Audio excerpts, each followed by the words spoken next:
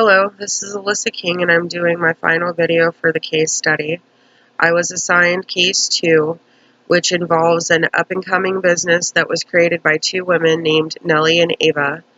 After their business started to grow, they hired more employees like student interns and a woman named Colleen, who would eventually take over a lot of the coursework.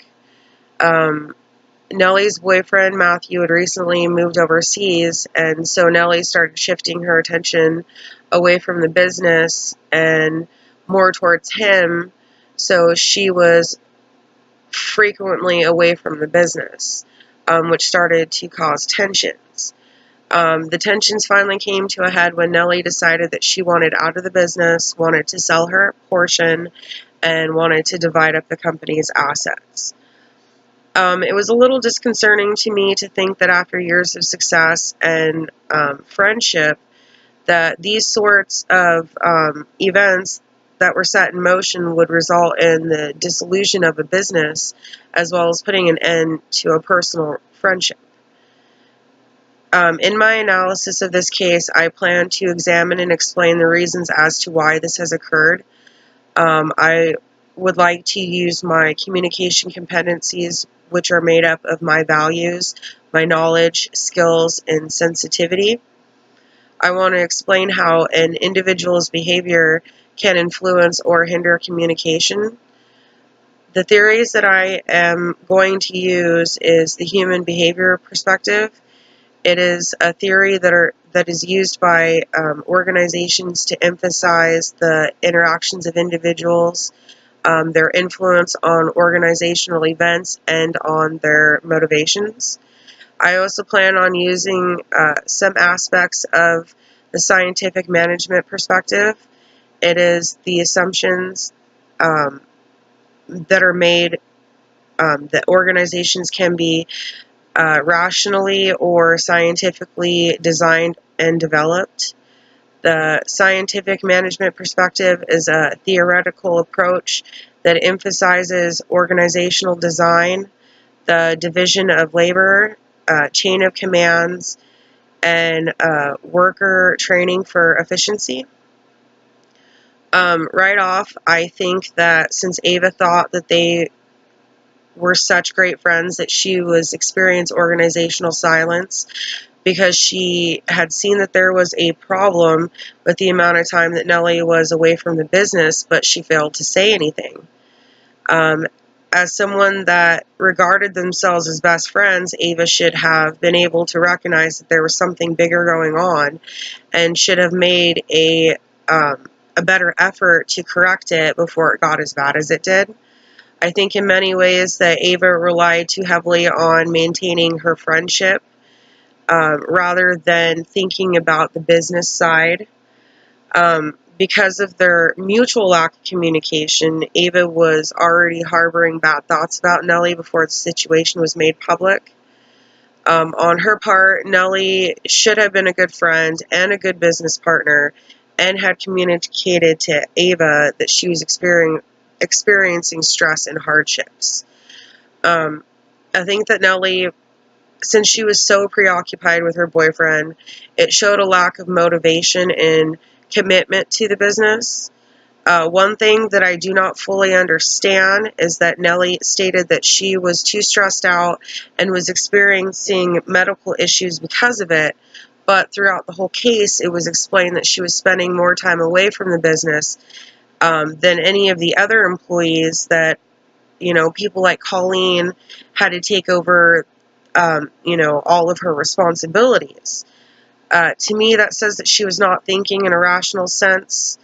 It could be that she was experiencing tension and frustration from her relationship with her boyfriend and instead blamed the company for the issues because she was unwilling to believe that, her boyfriend was the source of the stress. Since the company was founded by both Nellie and Ava together, there was no chain of command between them. They were equal partners, so each of them did not have authority or power over the other. When Nellie started staying away from work so much, it created an uneven balance in the division of the labor, which made it hard for everyone else. Colleen had to step in and handle a lot of the work. So she in turn thought that since she was doing the majority of work, that she was entitled to also become a partner. This actually never happened, and she eventually went to work for a competitor. I feel that Colleen felt that there was no sense of loyalty, or she could not figure out, how she identified with the organization. So she had no issues with, changing companies and going to work for someone else. By allowing this to happen, Nellie and Ava were putting their company in, jeopardy potentially, because, Colleen could steal their clients to go over to the next company, or she could be conveying information about their practices to their competitor. When it came time to discuss divvying up the assets of the company, I feel that Nellie acted with, petty behavior. She stated that she cared about the company, but it seemed like she was more interested in what she was going to gain from it. It stated that she was obsessed with the finances of the company, that even after Ava agreed to her conditions about giving her, a $20,000 buyout, she was still adamant that she got her fair share of the equipment that the company owned.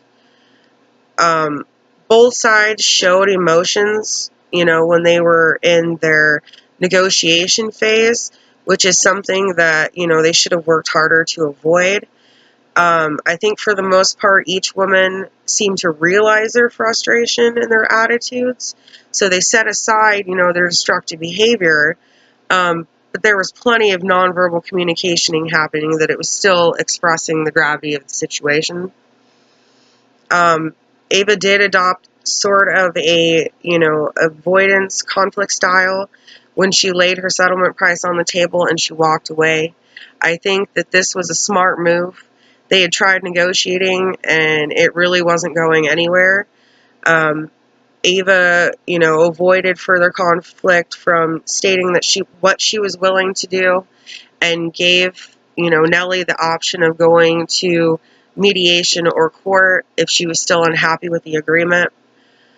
After the resolution of this case, Ava was contemplating hiring a new business partner named Monica, but due to the intrapersonal experiences that she had had in the past, she was having a difficult time making that decision.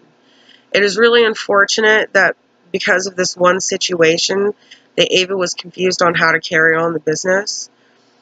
Her capabilities that she had when she was handling the business on her own were, in place, were solid, which were evident in the way she was able to run it without Nellie being there. But I feel that she just got completely disillusioned with wanting to work with others in the future because of this experience. I think that in addition to everything that she went through, she was, completely discouraged and was experiencing serious self-doubt. In conclusion, I feel that the breakup of this company was due to the lack of communication, whether it was interpersonal or organizational communication. In my personal opinion, the way that Nellie went about it was completely wrong. She should have conducted herself in a more professional manner and let Ava know how she was feeling long before it became the crisis that it did. I think that Ava was, a good enough friend that she would have accommodated Nellie and would have helped to relieve her perceived work-related stress. Throughout the whole series of events, I feel that Ava was the one that was the most loyal to her business and presented herself as the most professional. She was the one that was overseeing and handling all the work while Nellie was preoccupied with other things. I think that if it were my decision, I think that Nellie should have walked away with really only, her initial investment, whatever she put into it at first. And then I think that Ava should have been awarded all rights and equipment. I thank you for taking the time to watch my video. Congratulations on everyone. We made it to the end of another quarter. Have a great summer, everyone.